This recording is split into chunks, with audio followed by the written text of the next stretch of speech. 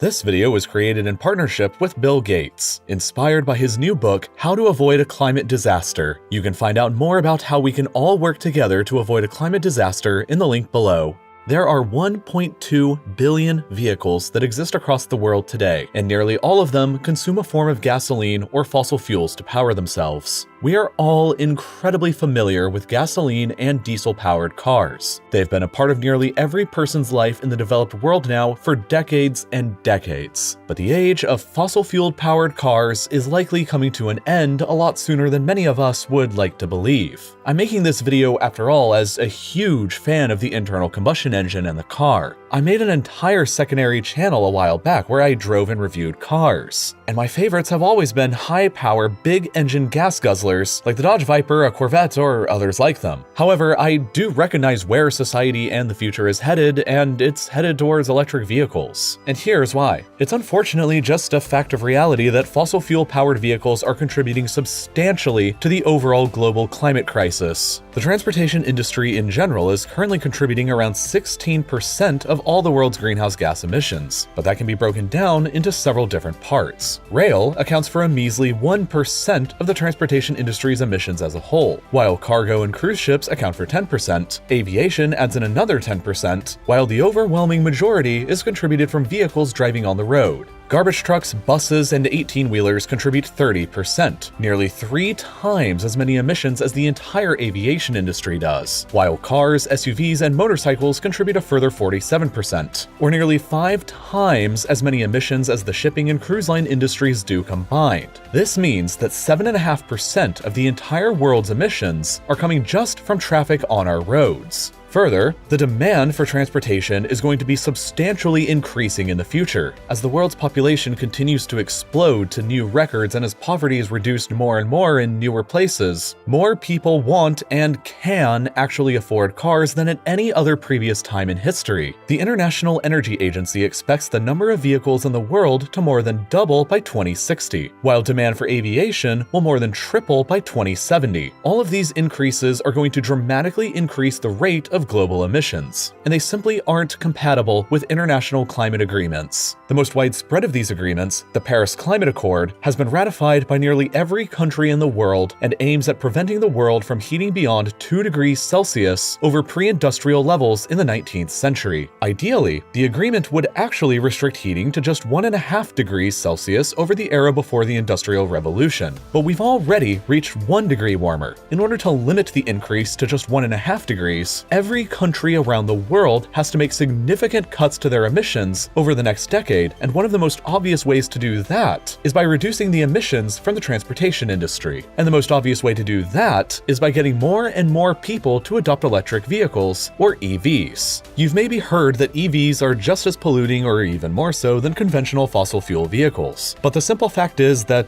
that's just wrong. It's true that EVs produce more of a carbon footprint to actually create than fossil fuel vehicles do, but in the long run, they're far more ecological. Let's take the EV Polestar 2 and the Volvo XC40 as two examples made by the same company. The Polestar 2 creates a 26-ton carbon footprint before leaving the factory, which is substantially more than it takes to create the XC40. However, the Polestar 2 can be powered completely on renewable energy sources, which means that at 50,000 kilometers of driving, their carbon footprints equal out, and from then on, the XC40 is the more polluting vehicle. This is consistently true across all EVs. They're generally more polluting to create at first, but over time, they will be significantly less polluting than fossil fuel vehicles are. And because of that simple fact, governments and countries around the world are making plans right now to completely change their societies into abandoning fossil fuel vehicles and making the switch to electrification in order to reduce their own emissions. So here is a general timeline of these plans so far. Several cities across the European Union already have some form of restrictions in place for petrol and diesel-powered vehicles, but the first national-level restriction on the books that'll go into effect is going to be in Norway, where the country is presently planning on banning the sale of all new diesel and petrol vehicles by 2025, or in other words, just 4 years from now. Currently existing diesel and petrol vehicles will, of course, still be able to be driven, you just won't be able to buy a newly manufactured one. The only new vehicles you'll be allowed to buy are non-fossil fuel vehicles, and it's already begun to affect the country. Over 60% of new car purchases in Norway are already EVs, which is the highest market share of any country in the world so far. But they're far from the only place that's planning on restricting the sale of fossil fuel vehicles in the future. They're just the first. Austria plans on limiting the registration of new taxis and rideshares to EVs only by 2027. And by 2030, Denmark, Sweden, Iceland, the United Kingdom, Ireland, the Netherlands, Slovenia, and India all have some kind of plan right now to join Norway in eliminating the sale of any newly produced non-electric vehicle. In addition, Israel also has plans by 2030 to eliminate the importation of any newly produced petrol or diesel vehicle.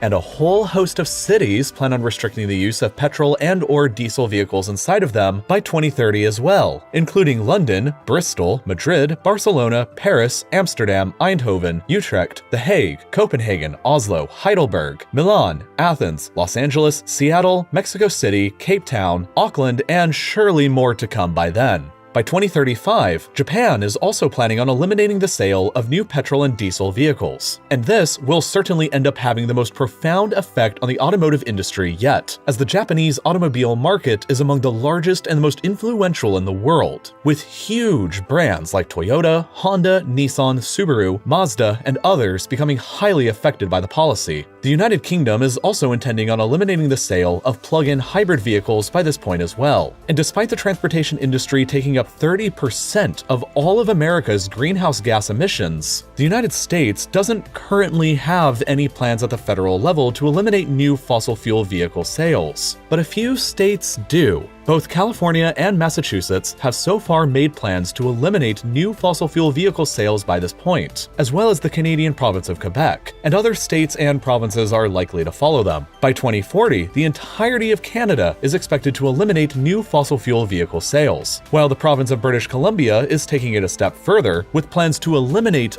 all existing fossil fuel vehicles by this point, with plans to rely exclusively on EVs by then.